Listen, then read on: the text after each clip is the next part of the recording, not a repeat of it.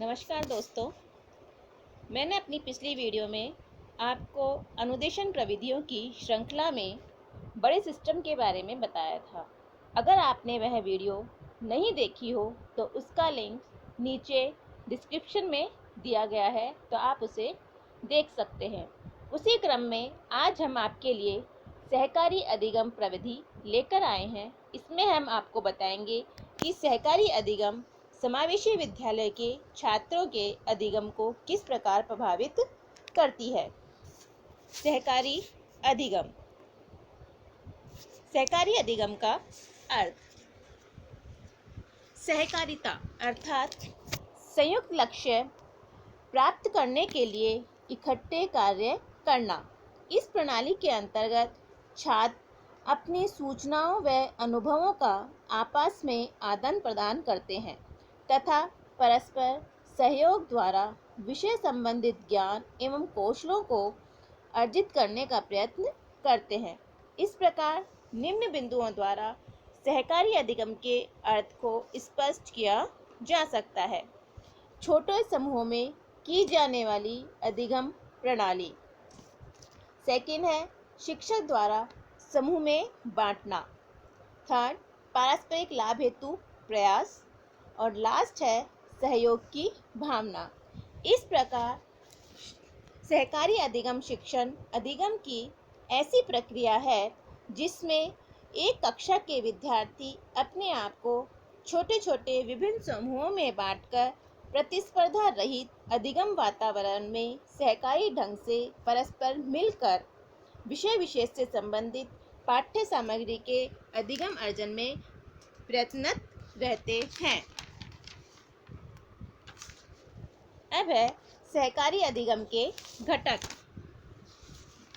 इसमें सबसे पहला है सकारात्मक अंतः निर्भरता, फिर है प्रोत्साहक अंतः क्रिया, थर्ड सामाजिक कौशल, सामूहिक प्रक्रिया, व्यक्तिक और सामूहिक जवाबदेही।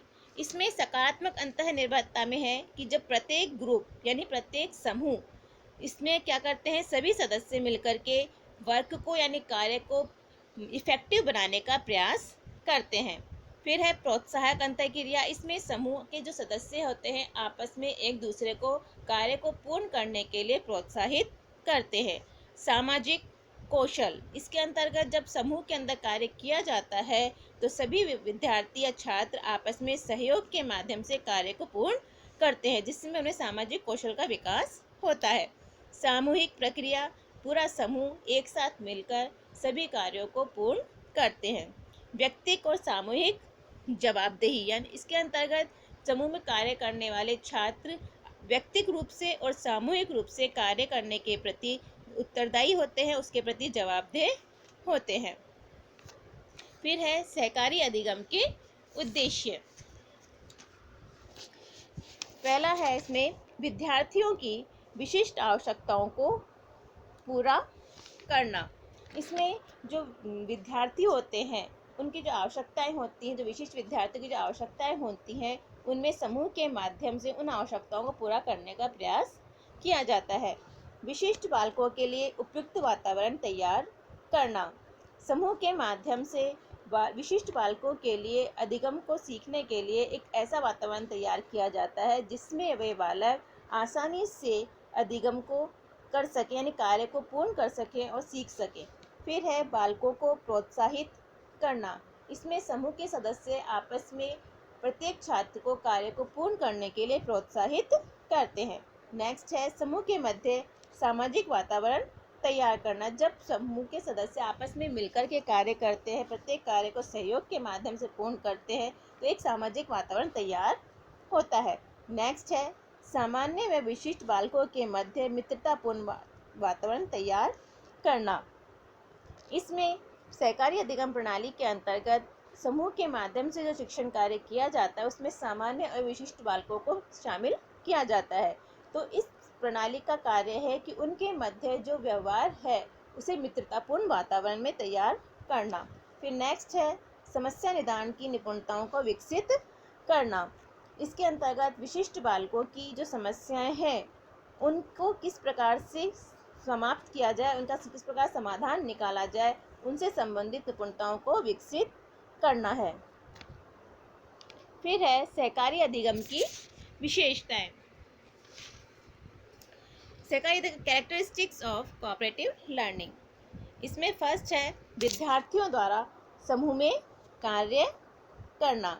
इस अधिगम की विशेषता क्या है कि विद्यार्थियों द्वारा जो भी कार्य किया जाता है वो समूह के द्वारा किया जाता है, उसी में उस कार्य को पूर्ण किया जाता है।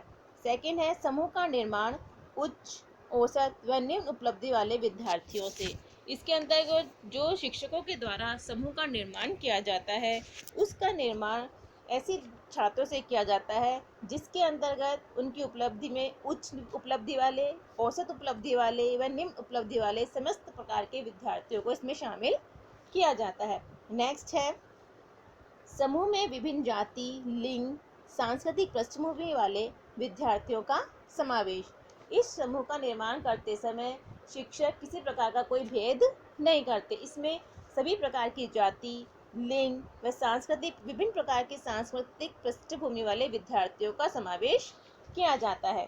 फिर नेक्स्ट है पुरस्कार समूह आधारित। इसमें जो कार्य जिसका अच्छा होता है, जितना क्रियाशील होता है, सक्रिय रहती है, उसके अकॉर्डिंग इसमें जो पुरस्कार दिया जाता है वह समूह के आधार पर दिया जाता है, व्यक्तिगत रूप से न देके पूरे समूह को वह पुरस्कार दिया जाता है।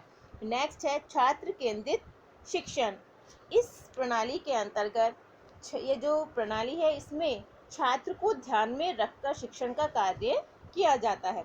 नेक्स्ट है शिक्षक एक मार्गदर्शक। इस प्रणाली में शिक्षक छात्रों को केवल मार्गदर्शन देने का कार्य करता है और उसमें इसका कोई भी समावेश नहीं होता। उसमें केवल छात्रों को वह यह बताता है कि उसको जो कार्य दिया गया है उसको वह किस प्रकार से पूर्ण कर सकता है।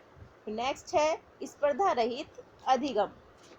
इसमें जो भी कार्य किया जाता है, छात्रों को जो भी कार्य शिक्षक के द्वारा दिया जाता है, उसमें किसी प्रकार की प्रतियोगिता नहीं होती। इसमें सभी मिलकर के आपस में सहयोग के माध्यम से कार्य को पूर्ण करते हैं। फिर नेक्स्ट है सहकारी अधिगम के गुण। सबसे पहला है कौशलों का विकास। इसके अंतर्गत अनेक प्रकार के कौशलों का विद्यार्थी में विकास होता है, जैसे संप्रेषण कौशल का है, प्रयोजना का है, कई प्रकार के कौशल है जो इसका उनमें विकास होता है। विषय वस्तु की समझ। जब विद्यार्थियों को समूह में बांट दिया जाता है तो जो उनको कार्य दिया जाता है उसको उन्हें उस विषय से संबंधित दिया जाता है कि उसको उससे किस प्रकार से संबंधित करके उस कार्य को पूर्ण करना है। तो उनमें विद्यार्थियों में उससे संबंधित विषय वस्तु से संबंधित जो कार्य दिया गया है उससे उन्हें विषय की समझ होती है। फिर नेक्स्ट है समूह में अधिगम। समूह में अधिगम इसमें है कि जब छात्रों को समूह में बांट करके कार्य दिया जाता है तो जो भी अधिगम होगा वह समूह के माध्यम से होगा। जब छात्र अपने अनुभवों को दूसरे सदस्यों को देते हैं तो इससे जो अधिगम होता है वह स्थायी होता है। नेक्स्ट है कार्य करने का अवसर। इस समूह के अंदर कार्य करने से सभी को कार्य करने के अवसर प्राप्त होते हैं। जैसे भी कोई भी विद्यार्थी हो, चाहे वह मंदबुद्धि हो, औसत हो, निम्न हो, किसी भी प्रकार का हो, उसे भी वह कार्य करने का अवसर प्राप्त होता है। नेक्स्ट है सीखने का उचित अवसर। समूह के माध्यम से प्रत्येक विद्यार्थी को कुछ न कुछ सीखने का अवसर प्राप्त होता है, क्योंकि वह खुद इसके अंदर सक्रिय रहता है, खुद उसके अंदर कार्य करने की कोशिश करता है, तो उसे सीखने के उचित अवसर प्राप्त होते हैं। फिर है सकारात्मक दृष्टिकोण। जब इस प्रणाली के माध्यम से छात्रों को अधिगम कार्य कराया जाता है, सिखाया जाता है, तो उनका उस प्रणाली के प्रति एक सक्रिय दृष्टिकोण, सकारात्मक पॉजिटिव दृष्टिकोण विकसित होता है। फिर नेक्स्ट है स्वस्थ अंतः क्रिया। इसमें जो भी कार्य किया जाता है वह स्वस्थ रूप से किया जाता है, इसके अंदर किसी प्रकार की कोई प्रतिस्पर्धा नहीं होती। तो जो भी कार्य किया जाता है सहयोग के माध्यम से किया जाता है, बिना किसी स्पर्धा के किया जाता है। फिर नेक्स्ट है मूल्यांकन संबंधी भय दूर। जब इसके अंतर्गत सभी विद्यार्थी मिलकर के कार्य करते हैं और जब सामान्य बालक जो सामान्य विद्यार्थी है वे विशिष्ट बालकों के हर कार्यों में सहयोग करते हैं, तो इससे उनका जो मूल्यांकन और परीक्षण से संबंधित जो भय होता है वह दूर हो जाता है। फिर है सशक्त एवं सहयोगी वातावरण।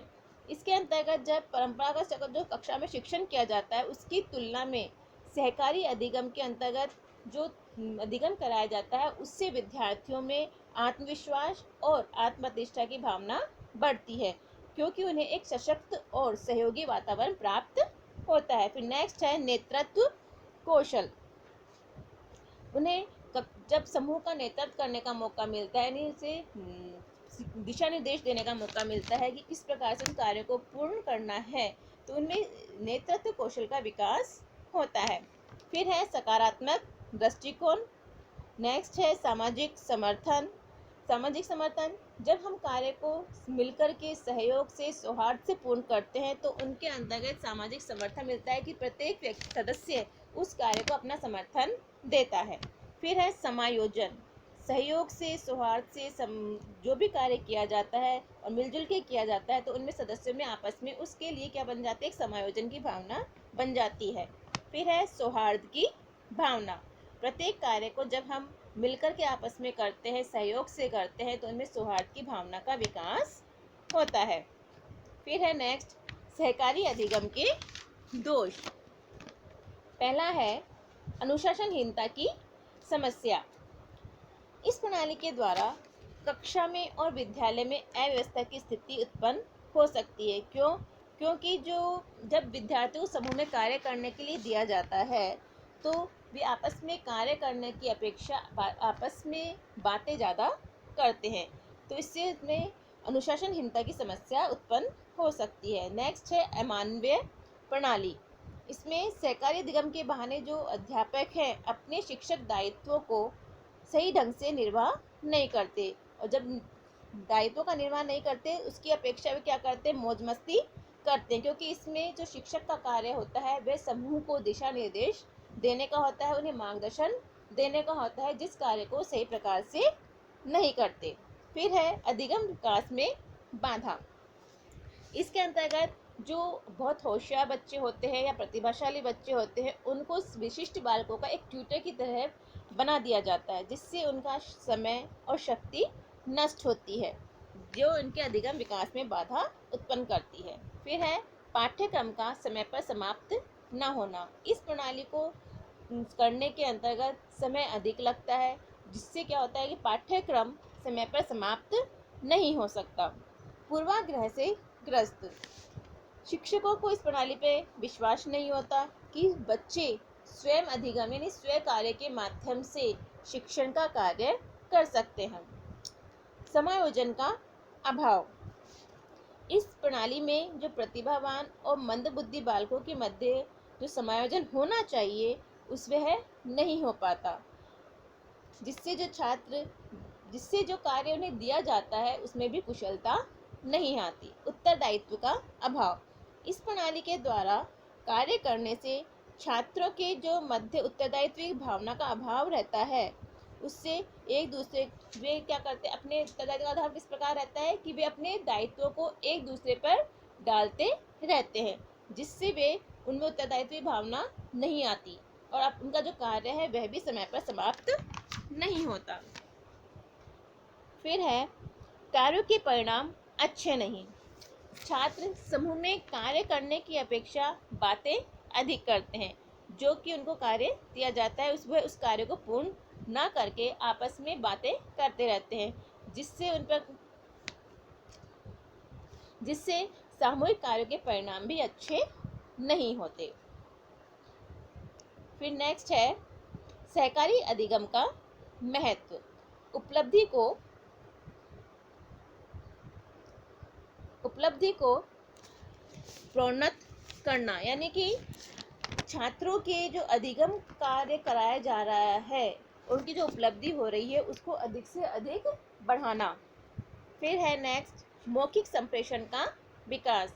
समूह के माध्यम से छात्रों में जो कार्य कराया जाता है उसके माध्यम से उनमें मौखिक संप्रेषण यानी कि आप विचारों का आदान प्रदान, सूचनाओं का आदान प्रदान करने से उनमें संप्रेषण का विकास होता है। फिर है सामाजिक कौशल का विकास। जब कार्यों को समूह के माध्यम से किया जाता है, जैसे एक समाज होता है, वैसे ही विद्यालय भी एक समाज का छोटा रूप है। और जब समाज विद्यालय में विद्यार्थियों को समूह के माध्यम से कार्य कराया जाता है तो उनमें सामाजिक कौशल का विकास होता है। नेक्स्ट है समूह शिक्षण का विकास। इसके माध्यम से, इस प्रणाली के माध्यम से विद्यार्थियों को समूह में बांटने का उद्देश्य है कि समूह शिक्षण को विकसित करना, कि समूह में जो शिक्षण कराया जाता है उससे बालकों का शिक्षण कार्य, शिक्षा, ज्ञानार्जन वह एक स्थायी होता है। फिर लास्ट है इसमें संतुष्टि में वृद्धि करना।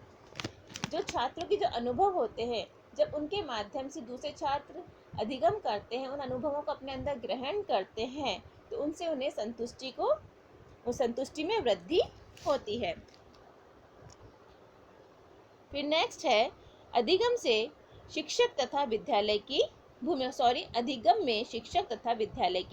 भूमिका, यानी जो सहकारी अधिगम है उसको ज़्यादा से ज़्यादा किस प्रकार से प्रभावशाली बनाया जाए, इसके अंतर्गत शिक्षक तथा विद्यालय किस प्रकार से प्रभावशाली भूमिका अपना सकते हैं। इसमें पहला है छात्रों की रुचि का पता लगाना।